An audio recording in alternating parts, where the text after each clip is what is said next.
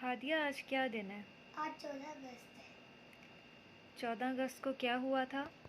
पाकिस्तान आज़ाद हुआ था। अच्छा, आपने ग्रीन कपड़े क्यों पहने हुए हैं? क्योंकि आज 14 अगस्त है, सबने पहने हुए हैं। क्या ऐसे मनाते हैं 14 अगस्त? जी मम्मा, मैंने तो ऐसे ही देखा है। अच्छा, ये बताएं हमारे कायद और लीडर कौन है? कायदे-आज़म मोहम्मद अली जिन्ना। कायदे आज़म ने आपको पता है क्या पैगाम दिया था अपनी कौम को? उनका पैगाम है कि बामकसद ज़िंदगी गुजारिए। बुलंद सोच ही किसी भी कौम की बुलंदी का सबब बनती है। तो आप सोचें, सवज़ लिबास पहन लेने का क्या मकसद है?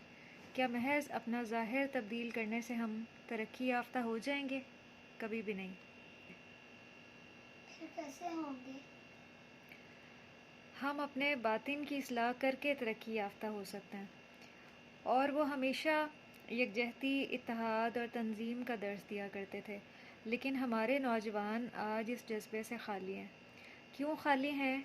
क्योंकि अपने अंदर अपनी इस्लाह का जज्बा पैदा करना बड़ा ही मुश्किल, हर कोई नहीं कर सकता, सिर्फ बाहिम्मत लोग ही कर सकते हैं, और आज बाहिम्मत लोगों की ही कमी है। उन्होंने नौजवानों से कहा था कि मुझे पूरा यकीन है कि कौम का मुस्तकबिल आप लोगों के हाथों में मजबूत रहेगा। तो क्या आज हम कायद-ए-आज़म के इस ख्वाब को ताबीर दे रहे हैं? जैसा उन्होंने सोचा था वैसा कर रहे हैं? नहीं कर रहे। तो फिर क्या होगा हमारा मुस्तकबिल, ज़रा सोचें। फिर उन्होंने एक मौके पर तालिब इल्मों को भी नसीहत की थी, और इसमें आप भी शामिल हैं। क्या नसीहत की थी? उन्होंने ये नसीहत की थी कि आपका अव्वलीन फ़र्ज़ इल्म का हसूल है। आप जब तक तालिब इल्म हैं अपनी तवज्जो सिर्फ़ तालीम की तरफ रखें, और अगर आपने अपना तालिब इल्मी का कीमती वक्त गैर तालीमी सरगर्मियों में ज़ाया कर दिया तो ये खोया हुआ वक्त फिर कभी लौट कर नहीं आएगा।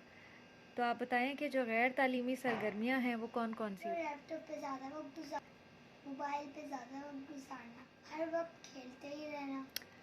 बिल्कुल ऐसा ही है। तो आज अगर हम अपनी इस्लाह कर लें और नबी सल्लल्लाहु अलैहि वसल्लम की सुन्नतों को अपना लें तो हम दोबारा तरक्की याफ्ता बन सकते हैं। तो आपने कायद-ए-आज़म की नसीहत से क्या सीखा? हमने सिर्फ ज़ाहिर की नहीं, बातिन की भी इस्लाह करनी है, बामकसद ज़िंदगी गुजारनी है और इल्म के हसूल में मेहनत करनी है।